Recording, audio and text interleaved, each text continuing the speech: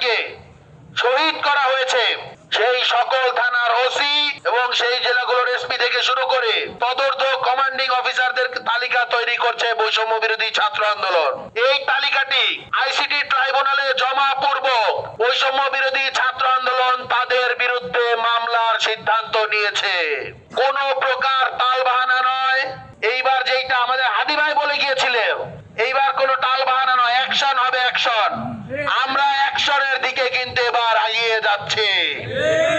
সেই সাথে আমাদের 2 নম্বর দফা, 2 নম্বর কর্মসূচি, সেটি হলো ইনডেমনিটির যে অর্ডিন্যান্স রাষ্ট্রপতি কর্তৃক জারি নিশ্চিতে আইন উপদেষ্টা এবং স্বরাষ্ট্র উপদেষ্টার সাথে অবিলম্বে মতবিনিময় করে তাদেরকে প্রেসার দিয়ে বাধ্য করবে বৈষম্য বিরোধী ছাত্র আন্দোলন, এবং সেই কাজ আজকে থেকে অলরেডি শুরু হয়ে গিয়েছে।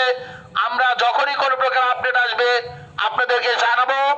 আমরা আশা করব আমাদের মিডিয়া কর্মীরা এবং বাংলাদেশের ছাত্র জনতা আমাদের পাশে থাকবেন।